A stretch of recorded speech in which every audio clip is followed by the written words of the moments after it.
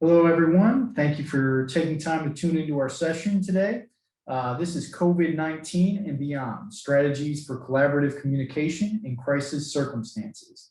My name is Charlie Clausen, and I'm the Residence Life Manager at Duke Kunshan University. Hello, everyone. My name is Zhao, and I'm Senior Coordinator for Residential Education at Duke Kunshan University.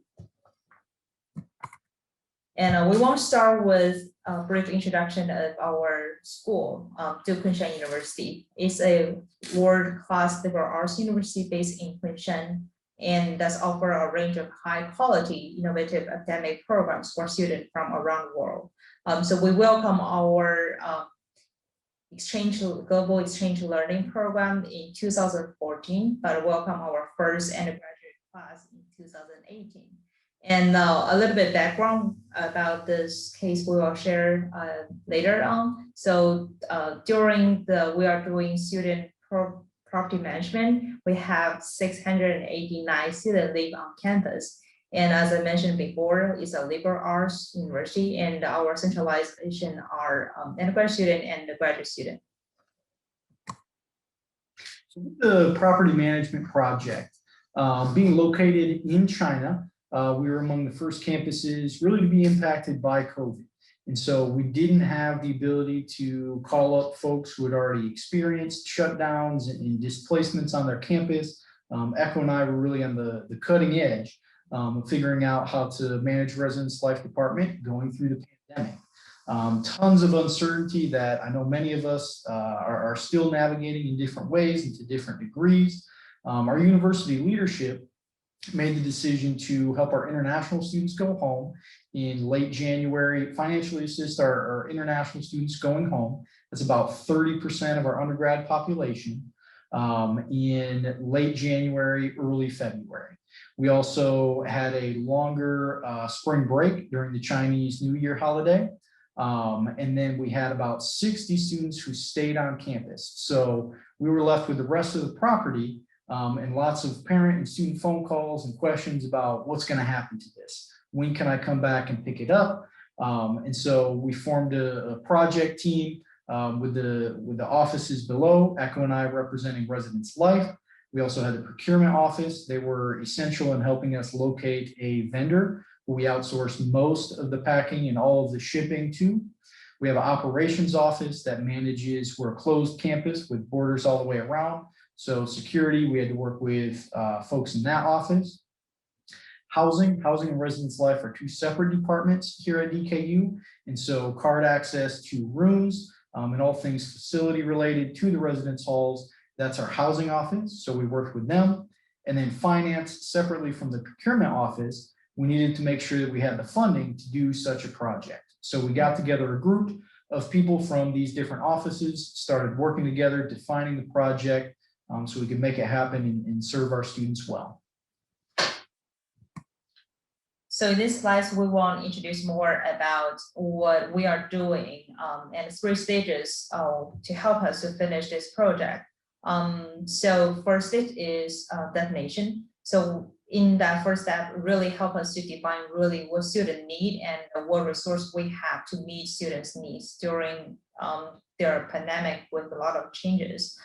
So the first step we have is collecting data to ask students if they want DKU to pack their stuff for InTouch or want to store. Based on their answer, so the following step we have is asking still on-campus staff to take videos about what they have, and they can follow up with the survey, what are things they want to pack, where they want to ship it.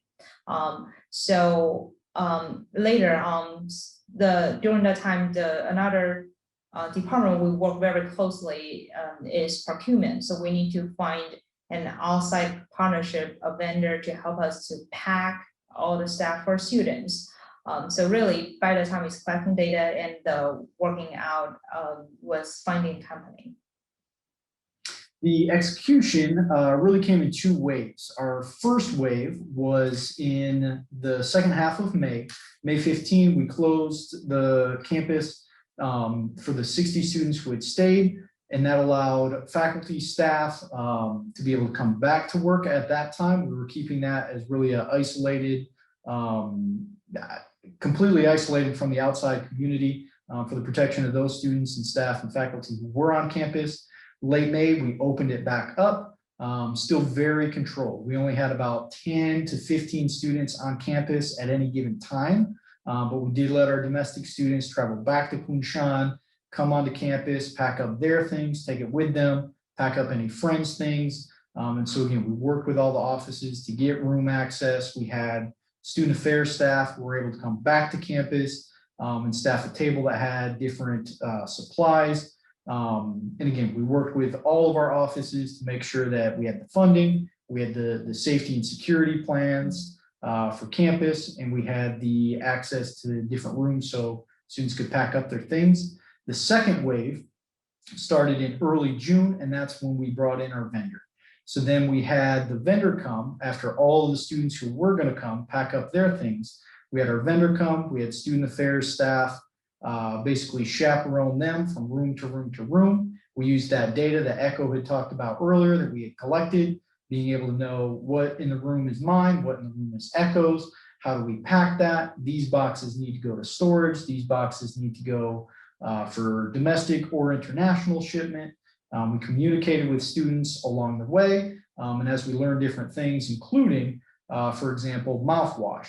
We could ship that domestically because that would stay in a car, but of course you can't get liquids into an airplane. So we had to communicate with our international students that some of their belongings did have to stay and either be stored if that's what they wanted, or we disposed of them if it couldn't get on an airplane to be shipped back to them. Yeah.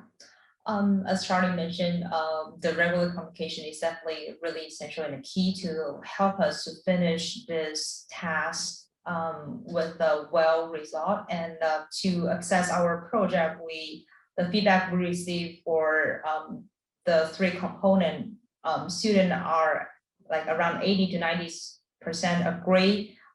They thought residence life are responsive, and we provide information and helpful to help them to make a decision as they need.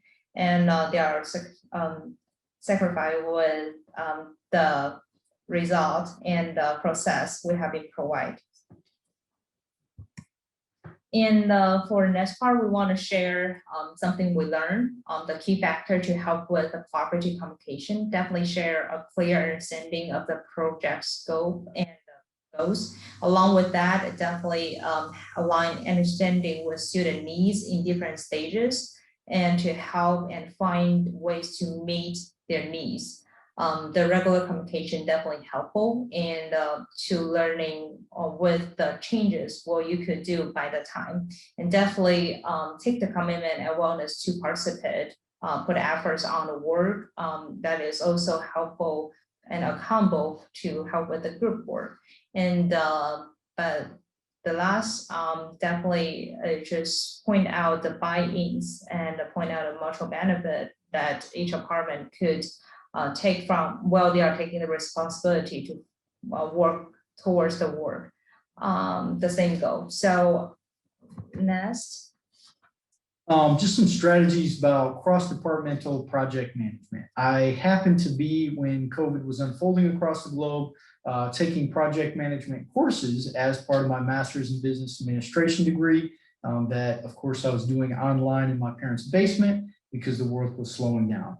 But there are a lot of different opportunities out there, different, even YouTube videos, Coursera, but the Project Management Institute, their project management professional trainings. There are a number of different softwares out there that really help provide visuals. I'm a very visual learner, and they also let you get very detailed and very granular. You can delegate tasks either within the department, across departments.